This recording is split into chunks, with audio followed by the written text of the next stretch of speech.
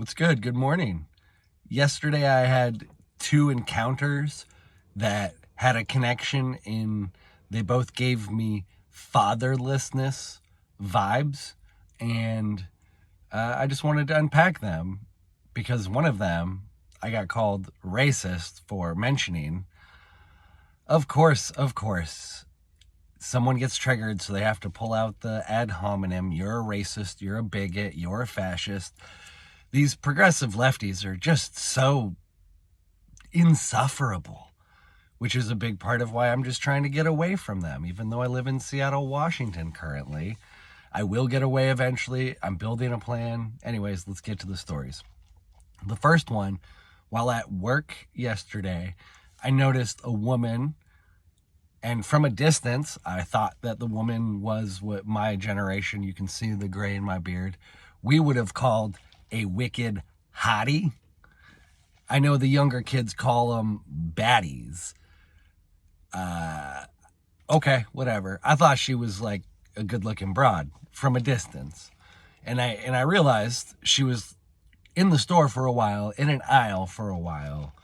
And so I was like, let me just go see if she needs help. And she did need help. However, the closer I got, the more I realized, okay, not like false advertisement, but I'll unpack it later. She did not turn out to be as attractive as I thought. Anyways, she's streaming. So she's got like this whole phone contraption out and she's streaming. And so I'm like, oh, okay, are you streaming? And she's like, yeah, I can, turn the camera if you don't want to be on it. And I was like, that's fine. I'll just step over here.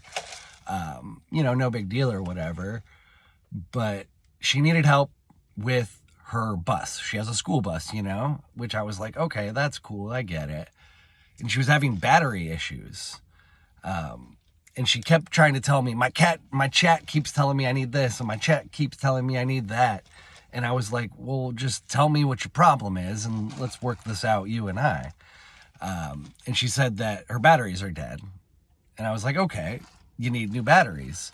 And she was like, well, but I've got this thing, and it was like a jumper box. So those boxes that you can get a just temporary jump start out of, you can portable carry them with you.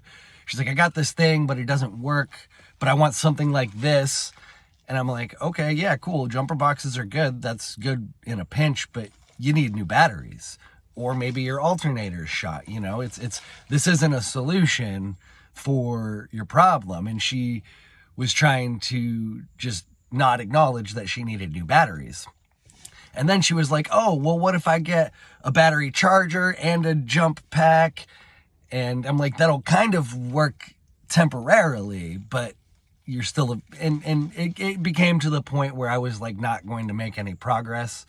And she had made a comment, because throughout the course of it, I was trying to be friendly and sociable, and she made a joke. And I was like, okay, you can't be funny when I'm trying to focus. And after a little bit of that, back and forth, I said, after this is done, where could I potentially see this stream? And then she got a little bashful, and she was like, oh, well, it's on a Kick thing, and, it's better than Twitch because, Kick lets you wear better outfits. And then I was like, oh, this is like an OnlyFans thing. And it made sense, because she was wearing like leggings and like a not skimpy, but like a tank top thing. And the way she was sitting also, she was like sitting on like a box, and she had her leg up, like a very masculine sort of thing, but in the same sense of like presenting herself. And it all clicked after that comment. She didn't even fully tell me where to find her. She kind of started and then kind of tried to play it off like she got distracted and whatnot. So it all clicked. She was an OnlyFans type of girl.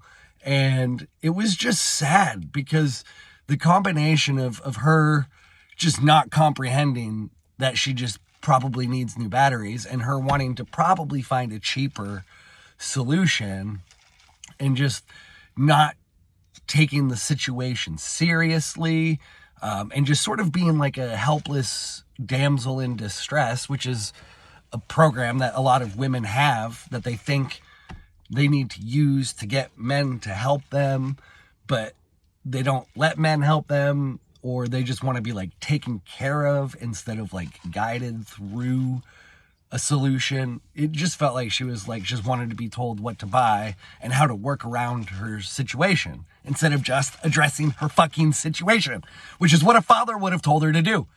If she had she might have had a father. I don't know. But I'm just assuming if she had a father, he'd probably be like, honey, your batteries are dead. You just need new batteries. Let's go get you some new batteries.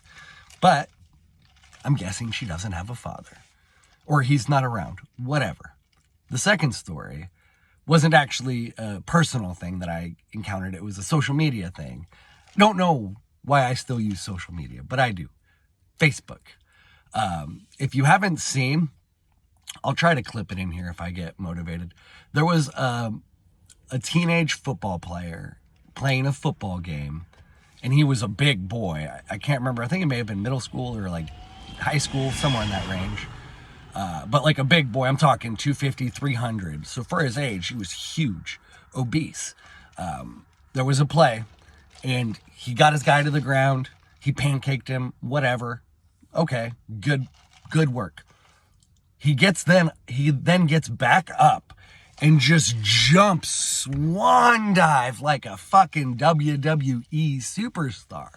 Swan dives onto this kid, and he was twice the size of this kid. He was obese, especially for his age. It's a sad thing to notice, but very much injured this other kid.